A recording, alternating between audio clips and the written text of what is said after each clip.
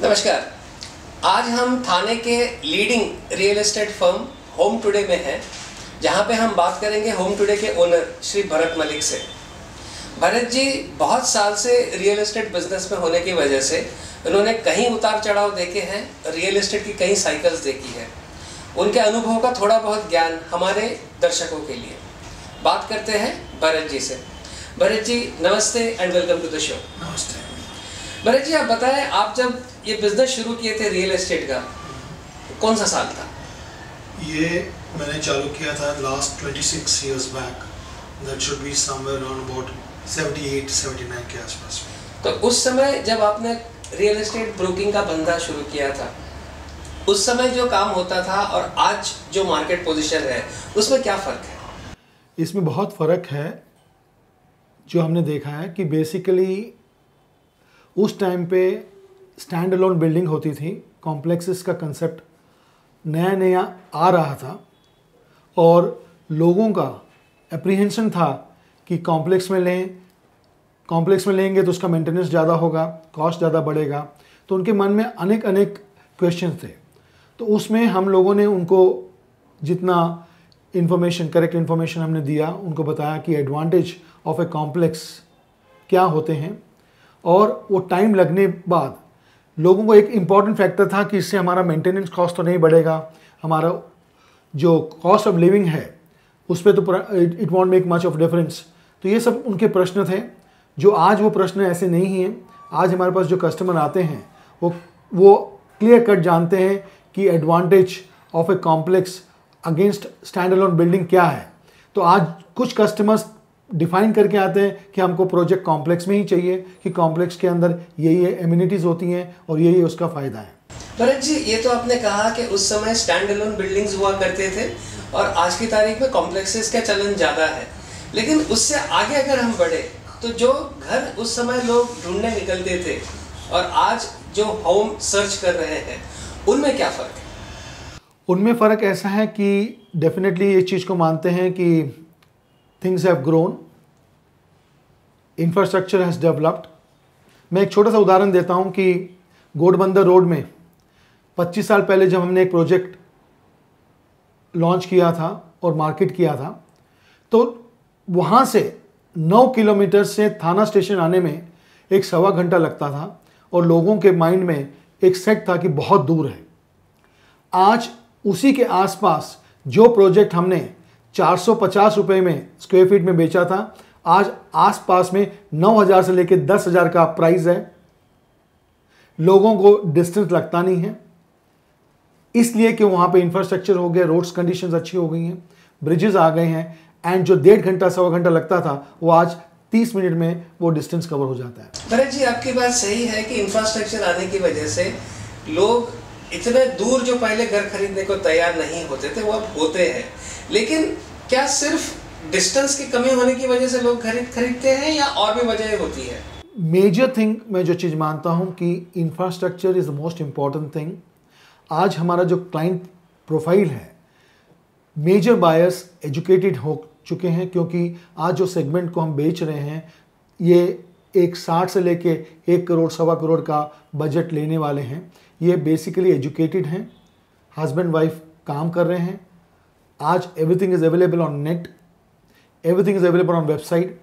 ये बहुत ही अच्छा अपनी स्टडी करके आते हैं, माइंडसेट करके आते हैं, और एक एक क्वेश्चन जो सवाल पहले पूछते थे और आज पूछते थे उसमें ज़्यादा फर्क नहीं होता था, but I personally feel they are very well informed and वो अपना होमवर्क करके आते हैं और definitely they are looking for value for money, और जहाँ भी उन्हें वैल्यू फॉर मनी मिलता है they make their mind and they buy the properties.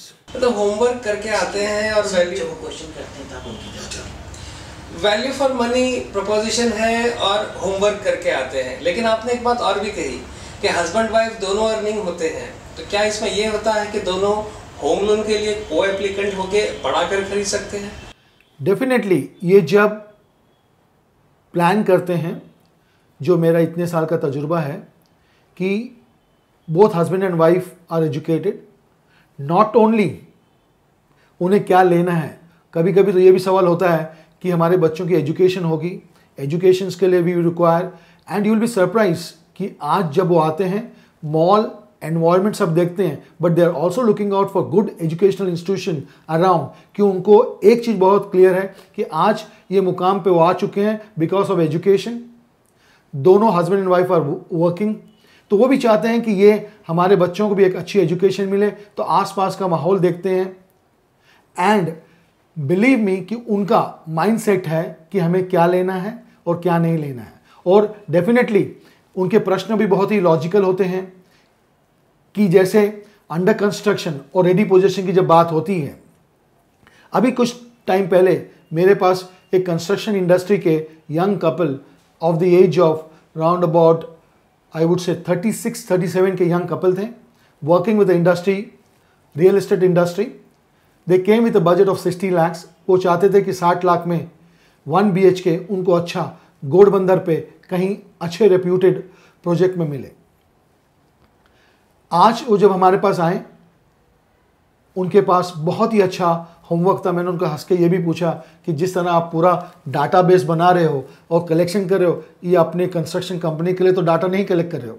तो हंस के बोले नहीं, वो हमारी सेल्स टीम करती है। एंड बिलीव मी, इतना अच्छा लगा जब उनके साथ में इंटरेक्ट किया।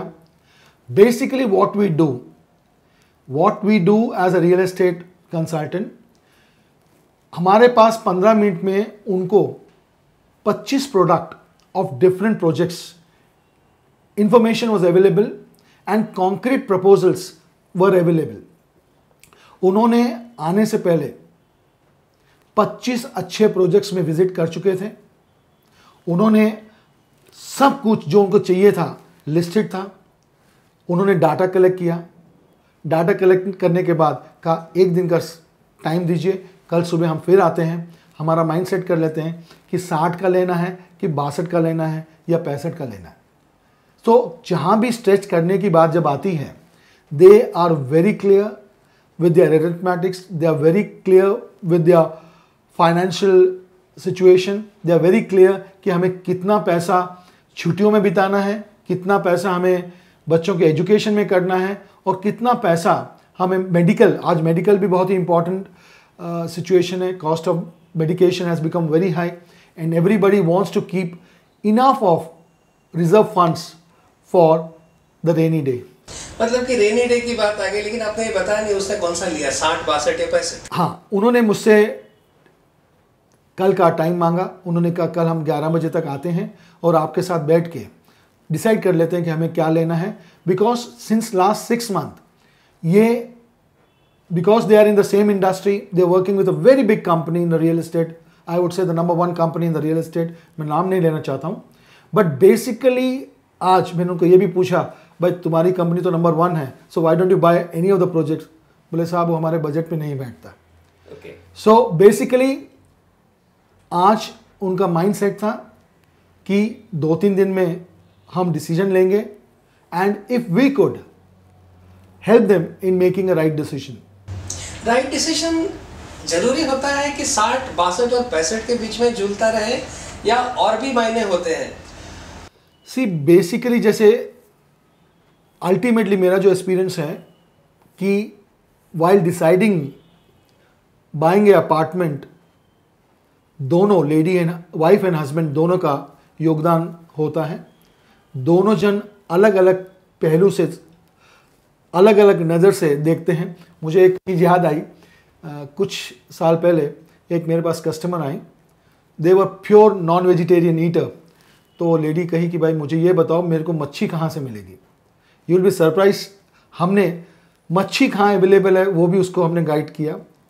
उसकी प्रायोरिटी थी कि मेरा हस्बैंड बिना मच्छी खाए रात को सो नहीं सकता। So this are the so many things, every person comes with a different requirement. Many come with assurance कि हमारे बच्चे को अच्छे स्कूल में एडमिशन मिलेगी कि नहीं, और दे हैव डिफरेंट क्वेश्चंस, और हर question we try to make it possible जितना सही इंफॉर्मेशन हम दे सकते हैं। बट आज एक बहुत ही अच्छा चीज़ हो गई है, everything is available on mother Google, everything is available on website, so they do their reading, they do their research, and they come, and in fact sometimes we also feel we also get educated from them with their information, and it becomes a very great interactive session where we learn and we share how things can be worked out. Bharat ji एकदम सही बात है, लेकिन इस पे आगे चर्चा करेंगे एक छोटे से ब्रेक के बाद। आप कहीं जाइएगा नहीं। भरत जी, किताबी ज्ञान एक चीज होती है, इंटरनेट पे जो इन्फॉर्मेशन होती है सबके सब रेलेवेंट या अप टू डेट तो होती नहीं। मतलब आखिर में घर खरीदने के लिए इतना होमवर्क किया उस कपल ने जिसका आप जिक्र कर रहे थे, आखिर में तो घर खरीदने उनको आपके पास ही आना पड़ा। मतलब कि ह्यूमन एलिमेंट घर खरीदने के मामले में आज भी बरकरार है, इम्पोर्टेंट है। इसके बारे में मैं इतना ही कहूँगा कि what we do is just give them a real correct information and उनका कॉन्फिडेंस लेवल बढ़ाने का जो काम है। बहुत ही टाइम मैंने ये भी देखा है कि 50-60 के बजट में आएंगे, लेते लेते वो 70 के बजट में मिले जाते हैं, दे बाइट। उसका रीज़न ये है कि उनको कहीं ना कहीं एक कॉन्फिडेंस चाहिए होता। और मैं एक बात और भी कहूँगा कि पहले जॉइंट फैमिली होती थी, कुछ डिसीजंस में बड़े भी इन्वॉल्व होते थे। अब जब ये यंग कपल्स हैं, फैमिली न्यूक्लियस हो गई है, देर अवे फ्रॉम द सिटी, तो कहीं ना कहीं उन्हें एक आई वुड से कॉन्फिडेंस बिल्डिंग की ज़रूरत होती है कि ये मैं कर सकता हूँ। And I tell you honestly, हम सिर्फ एक अच्छा कॉन्फिडेंस बिल्ड करके उनको प्रो एंड कॉन्स बताते हैं, समझाते हैं। And definitely we share our experience also कि 30 साल पहले हमारे पास भी 500 फुट जगह नहीं थी, और आज God has been very kind, we have good houses, and this has only been because of being in this industry। and जो हमने घर 5 साल पहले लिया, बेचा, तो कहीं ना कहीं हमारा जो तजुर्बा है, एक्सपीरियंस है, we also tell them how they can cut cost। and many times हमने ये भी देखा है कि कभी 1 BHK के बजट से आते हैं, और सबके मन में होता है, एक हमारा मेन लक्ष्य रहता है कि हम जो बेचना चाहते हैं वो नहीं करते हैं, हम उनको मल्टीपल चॉइस देते हैं और उनकी चॉइस को आइडेंटिफाई करके उनकी चॉइस की चीज़ें देना पसंद करते हैं, rather than insisting and selling. We don't do over selling, we tell them what is good for them and final decision they have to make a call what is good for them. और मैं तो हरदम एक suggestion हरदम करता हूँ कि जब भी आप एक घर लें, उस प्रॉपर्टी को सिर्फ एक बार मत देखिए, उसको सुबह 9 बजे भी देखिए, शाम को 7 बजे भी देखिए, और रात को 11 बजे भी देखिए, तो आपको सही मालूम पड़ेगा कि माहौल कैसा चेंज होता है, रात को लाइट कैसी है, दिन में वाइब्रेशन कैसे हैं, रात में सिचुएशन कैसी है। And then if he takes a decision, I think he will not regret doing so. एकदम सही कहा आपने। भरत जी, थाना एस्टेट एजेंट एसोसिएशन जो कि थाने में ब्रोकर्स की कम्युनिटी का एसोसिएशन है, उसके आप फाउंडर मेंबर रहे हैं, कुछ उसके बारे में बताएं। सी, ये 15 साल पहले हम सब जितने भी रियल एस्टेट कंसल्टेंट थे, हमें ऐसा लगा कि टाइम चेंज हो रहा है, और एक चेंजिंग टाइम में अगर हम मिल के साथ में नेटवर्किंग करके काम करें, एंड जो नया चेंज आ रहा है कि 15 साल पहले computer was just entering the market, थोड़ा थोड़ा ज्ञान था लोगों को, तो हमने सोचा कि अगर हम ये एसोसिएशन बनाते हैं और मेंबर साथ में आते हैं तो collectively we can work.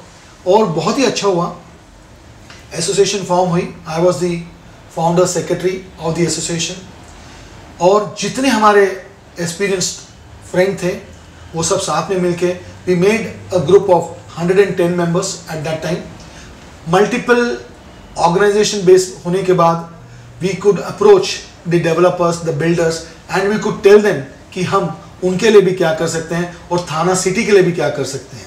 Bharat ji, ये आपने एकदम सही कहा कि लाइक माइंडेड ब्रोकर कम्युनिटी के लोग साथ आए और उन्होंने संस्था बनाई। इसका जो घर खरीदना चाहते थे उनको क्या फ़ायदा हुआ? उनको बहुत ही, मैं कहता हूँ कि फ़ायदा हुआ, बिकॉज जब ये हमारी ऑर्गेनाइजेशन बन गई, हमने हमारी कम्युनिटी के लिए बहुत ही ट्रेनिंग प्रोग्राम्स इम्प्लीमेंट किए।